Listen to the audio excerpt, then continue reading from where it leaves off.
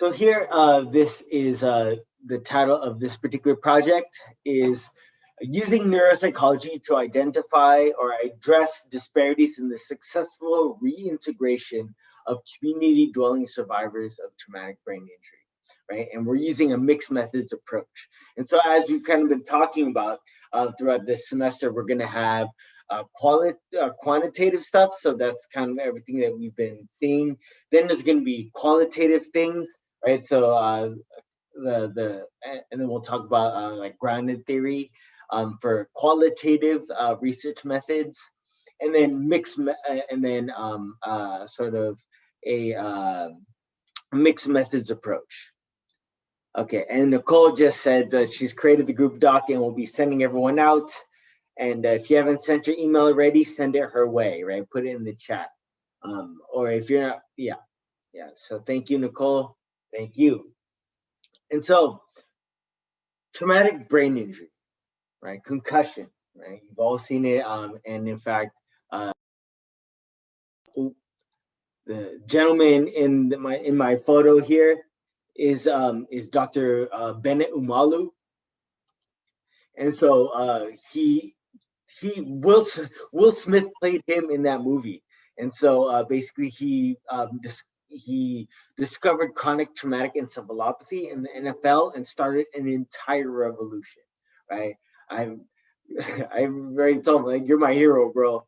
And so here, TBI is a complex and lengthy treatment that spans medical and psychological mental health issues.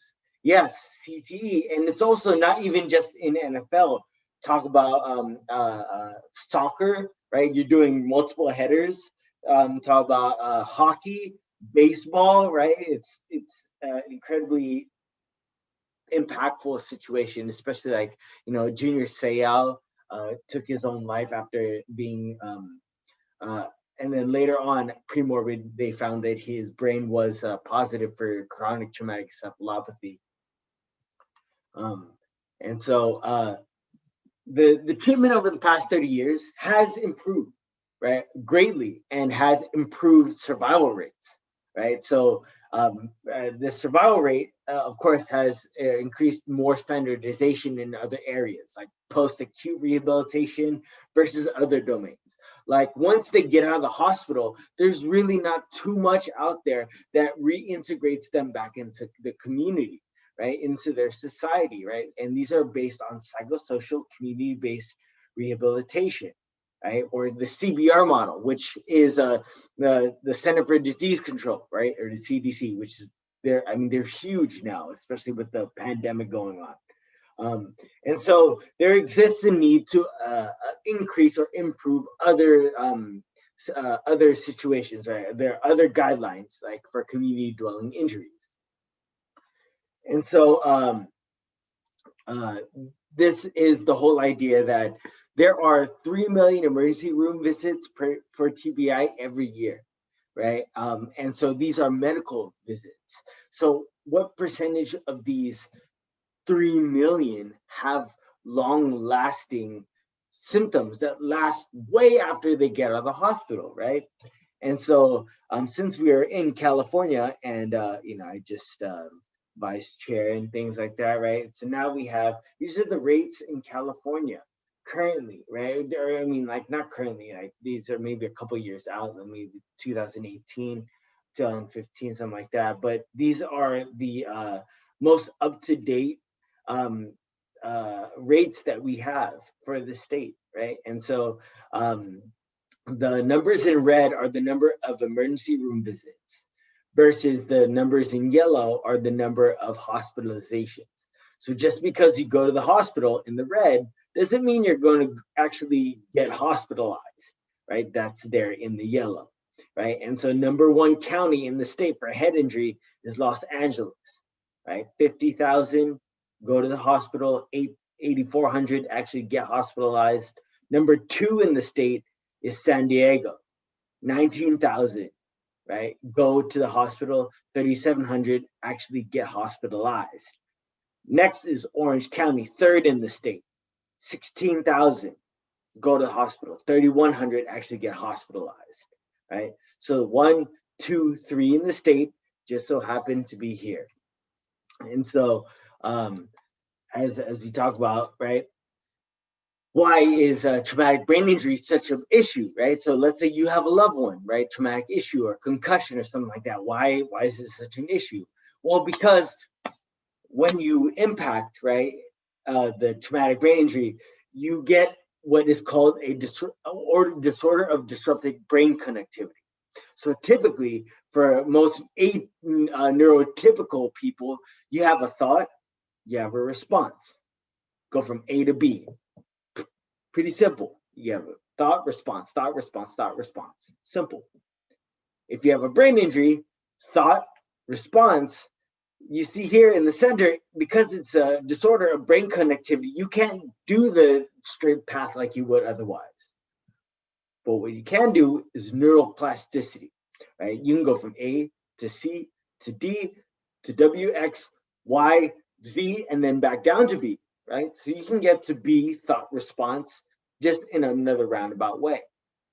But either way you put it, you are burning more mental gas doing this stuff here on the right than you are on the left, leading to what a lot of people will talk about is cognitive fatigue, right? So it takes me, I get so tired, and it's like basically, and then by 1 or 2 p.m. they look tired, and so the family members, they say, hey, you're just being lazy. Like, get up, stop being lazy, right? What, they're burning way more mental gas, right? And so now that we think about all of that, right? So TBI, traumatic brain injury, remains the greatest contributor to death and disability globally among all traumatic injuries currently, right? And so very recent estimates this year by Rao and colleagues in 2020, I think it was like in March when I went to a legislative TBI day in Washington, 40% of survivors have at least 2 neuropsychiatric conditions and 1 unmet need 1 year after, right? Most people think, oh, you get a concussion, you'll be fine in a year, or you'll be fine in a couple of weeks, right? But for 40% of these people, that's not true, right? 1 year later, 5 years later, 10 years later, who knows, right? I mean, at St. Jude's, I'm working with some survivors 30 years post, right? And so the rehabilitation models, we really need to start reconsidering how all of this is working. And so medical model, this is the most common, right? But it's actually unidirectional, right? So in the sense that person is broken, they must now get fixed to fit back into the community, right? It doesn't necessarily consider how the environment may need to accommodate to fit the person, right? Hence, the CDC developed the community-based rehabilitation model, right? But that doesn't consider how neurocognitive or neuropsychological difficulties, right? So think about the brain check everyone that like 100 some of you guys took, right? That is neurocognitive health, right? So it doesn't really, the CBR model doesn't necessarily consider how this community-based person environment fit might need to work for someone with a neuropsychological or neurocognitive disorder, right? So hence the CBNPR model was developed by Judd and DeBroad in 2007. So this is the basically the community-based rehabilitation model for neuropsychological conditions. So we had 2 hypotheses for this particular study, right? So the attention, immediate memory, and delayed memory domains will improve significantly if we was to put together a cognitive rehabilitation class for survivors of brain injury. Second is that self-reported symptoms of stress, right, but not depression or anxiety, right? So a number of you were using the DASS for your project. So the DASS is what I used here, specifically the DASS 21, right? To measure stress, anxiety, depression, right? We'll predict changes in self-reported cognitive symptoms over the 12-week program. And so the 12-week program, I'll show that to you. And so the 12-week program, we started off in person last year. And so this is the program last year, and we were very, very blessed with having large.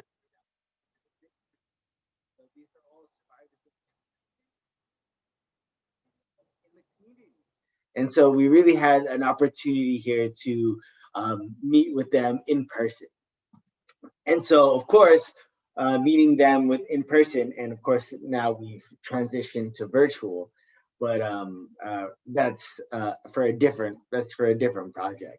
Um, and so here we have survivors between 21 and 70, right? With an average of 7 years post accident, right? So we saw Rao's estimate was 1 year post.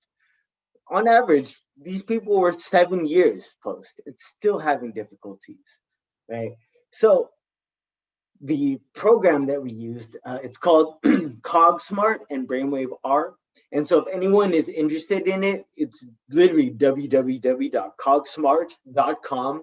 It was developed out of the UC San Diego VA, and from I was talking to Dr. Hall. He's from the Iowa City VA, and he's saying that CogSmart is blowing up. And so if you are interested in this at all, CogSmart is a great model to start with. And we also included Brainwave R. And also we use neuropsychological measurements. And so we use the R bands. I'm not going to get into all of psychological assessments. We kind of introduced them like 2 weeks ago or last week. And then if you're interested in learning more about psychological assessments, Psych 461, highly recommended, right?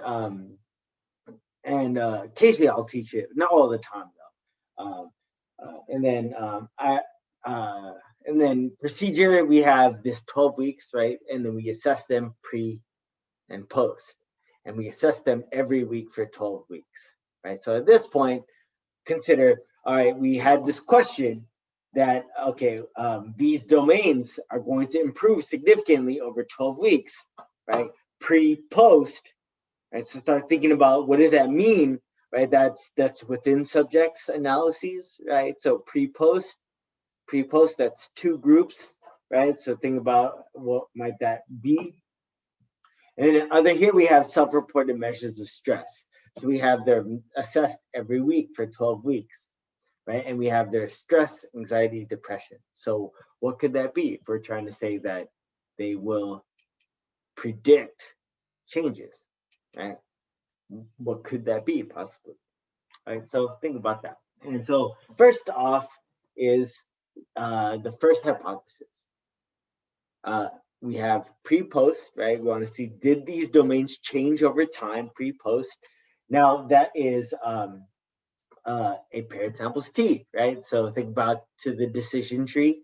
Now we have Bonferroni alpha adjustment because, like we're saying, we ran 5 analyses. So we divided out the 0.05 by 5 to get us 0.01 to account for multiple analyses here. Then after doing the analyses, we saw that only immediate memory, less than 0.001, and delayed memory equals 0.007 were the only significant ones, right? Visual spatial memory, language, and attention were not. So hence at this point, our hypothesis was partially supported, right? Delayed and immediate memory were supported, but attention was not, right? So, but theoretically, right, like, well, hold on, that kind of doesn't make sense, right? Because then how can attention not improve, but memory improves, right? Because like theoretically, using like Alexander Luria's model, so recall when we talked about that neurocognitive model about last week, that attention is necessary for your memories, and your memories are necessary for your higher order functions like organization, planning, decision making, right? So how can you remember things if you're not paying attention, right? And so that's what we're saying is, how can we get improvements in your memory, both immediate and delayed, but attention didn't change, theoretically it doesn't make sense. So then we had looked into a second analysis plan of qualitative analysis. This is where we're talking about qualitative data.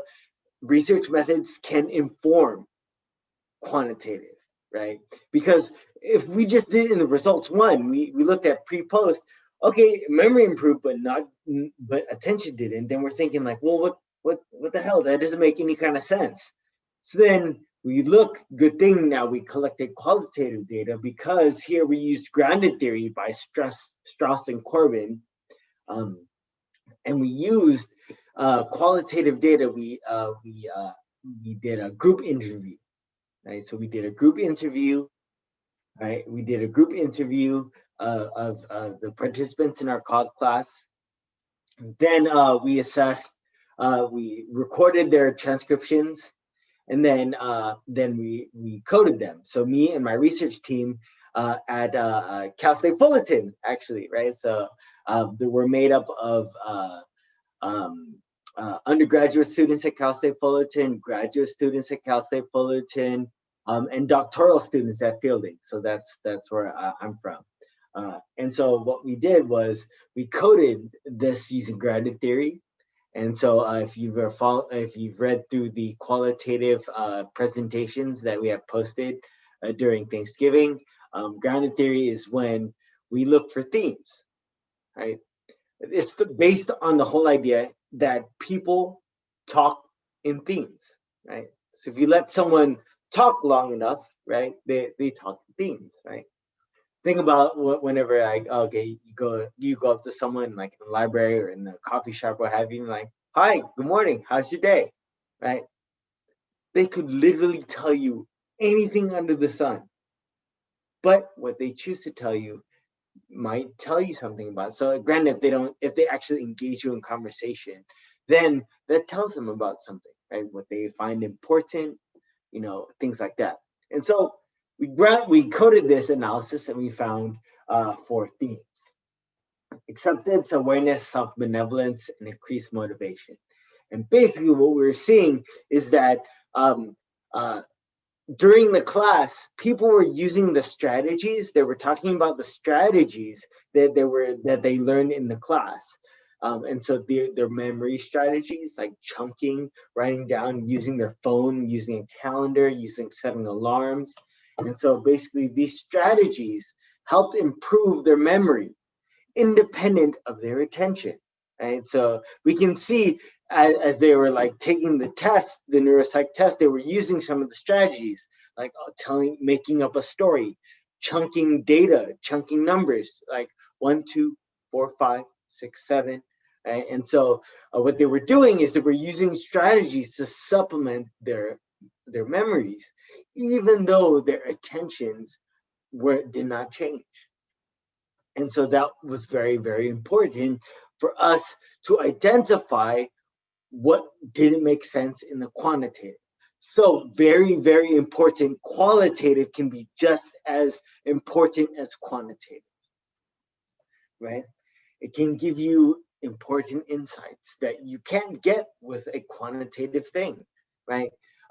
Basically, quantitative can really look like two-dimensional because you have hypotheses, you test them, they either passed or they didn't. Whereas the qualitative, you kind of look at it a little bit more three-dimensionally, right? And then the third approach, right? So think about the self-reported. We can predict, right? Stress, anxiety, or depression will predict their cognitive symptoms, right? Predict should automatically, trigger regression. And so what we did was a panel regression. So we didn't quite talk about this. So panel regression is more of a multivariate analysis. Actually, in fact, we use the panel regression to estimate or mimic a multi-level model, right? And so to kind of bypass all the statistics jargon and stuff like that, what we're trying to do is basically trying to predict, can we predict the slope over 12 weeks for cognitive symptoms based on the slopes of anxiety, stress, or depression, right? And so slopes, as we talked about, recall that is basically just a fancy way of saying rate of change.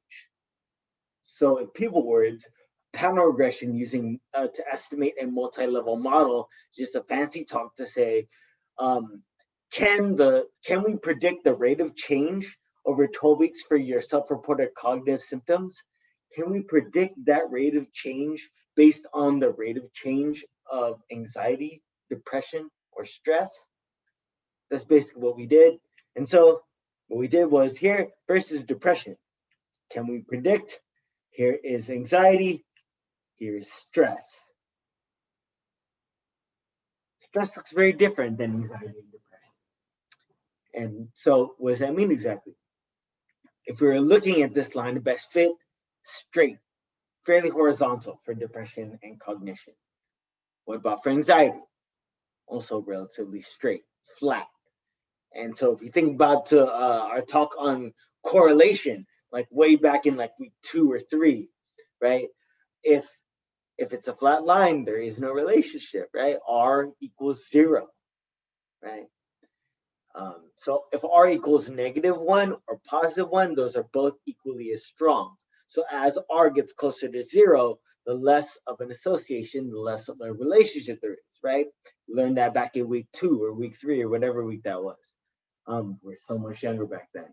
And so now think about stress and cognition. What we found here was non-zero. And in fact, this was a significant, highly significant relationship, right? That the rates of change of stress predict the rates of change of cognition over 12 weeks, right?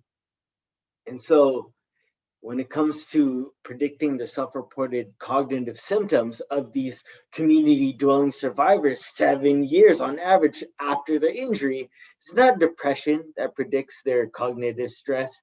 It's not anxiety that predicts their cognitive symptoms. It's stress, right? And so what does that mean, right? What might that mean for this project, right? And so what we found is that findings, neuropsychology group processes can be integrated, right? And so, like we were saying, memory improved, but attention did not because they were using strategies, right? And so think of, right, the Alexander Luria's model as we we're talking about.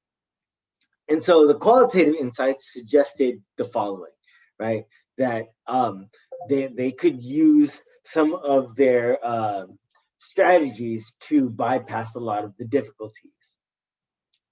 And also what we saw in our regression analysis was that stress predicted cognitive symptoms over 12 weeks. Therefore, this makes sense that their mood symptoms was endorsed by 92% of our sample, right? So mental health concerns, right? Specifically stress management, right? And so, and because neuropsychiatric disorders are reflexive, right? Ignacio and Serpis, right? That's myself and my grad student at Cal State Fullerton, right? So if you know Dylan, tell him I said, hey. And so what's being called by Siddiqui and colleagues with their neuropsychiatric research team out of Harvard and Boston this year, right? And so called TBI affective disorder. We saw that their group processing, learning about their cognitive abilities as a group with other survivors of traumatic brain injury helped bring down their stress. So if we can bring down their stress, improve their memory, right, and now bring down the thing that's associated with their most of their cognitive symptoms by using this group process model, then what we can do is we can use community-based neuropsychological rehabilitation and psychology to improve some of these the importance of getting survivors reintegrated back in their community 1, 5, 7, 10 years after their accident. And so in this way, psychology really can be used as an extension for the medical model. So in this way.